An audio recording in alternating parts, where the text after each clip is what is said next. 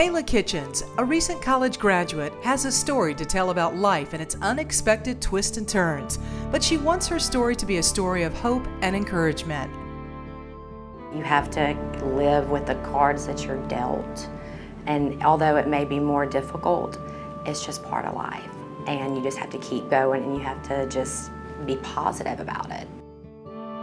In Kayla's last year of college, she began to have pain in her feet, so severe at times she couldn't get out of bed. After months of searching for answers, Kayla was referred to Dr. Robert Kimberly in the UAB Department of Rheumatology. At 24 years old, Kayla was diagnosed with rheumatoid arthritis.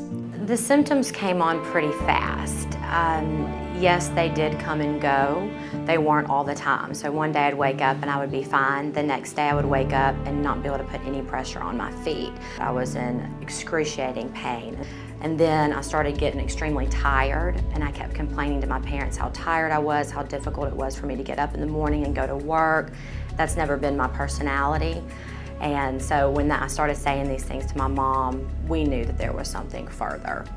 I'm Dr. Robert Kimberly. I work at University of Alabama in Birmingham at the medical center, where I'm in the Division of Rheumatology. Oftentimes people associate arthritis with persons who are in their fourth or fifth decades of life, but in fact rheumatoid arthritis can affect people of all ages, starting with children who are very young in their first and second year, but throughout both teenage years and young adult years as well. The first visit with Dr. Kimberly was just the initial visit.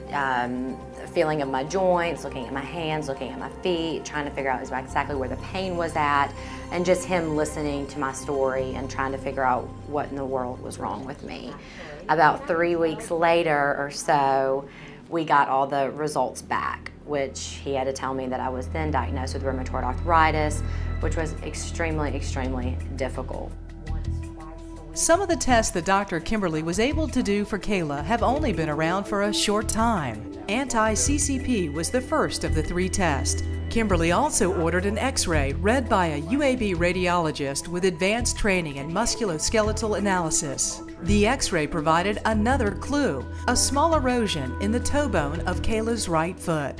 But it was just a life-changing visit for me and my family.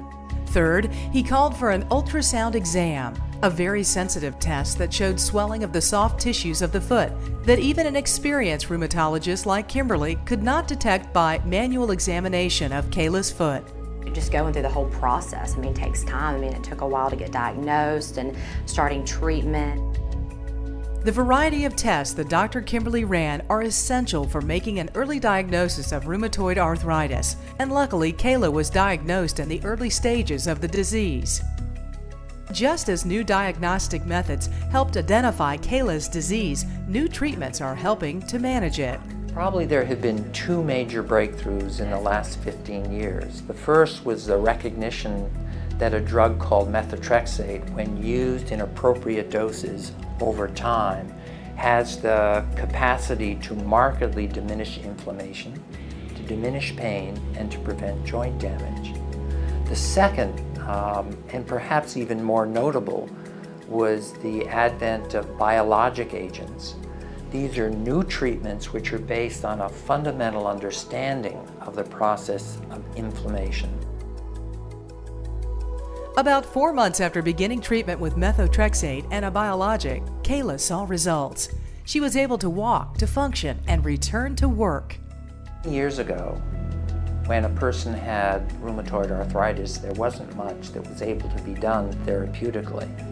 Dr. Kimberly's been with me from the very beginning. He, all of my every month visits down to 2 months and now 3 months, he's always there. Corey has been right there too to answer all of my questions and calling and checking on me. And they've been wonderful. They've got a great team here, and I'm glad to be part of it, even though it's in a weird circumstance. But they've been wonderful, and I'm very thankful for everybody in the department. Kayla's working again, about 35 hours a week at Morgan Ashley Studio Salon. She has a great support system at work and at home, which she says is vital for anyone dealing with RA.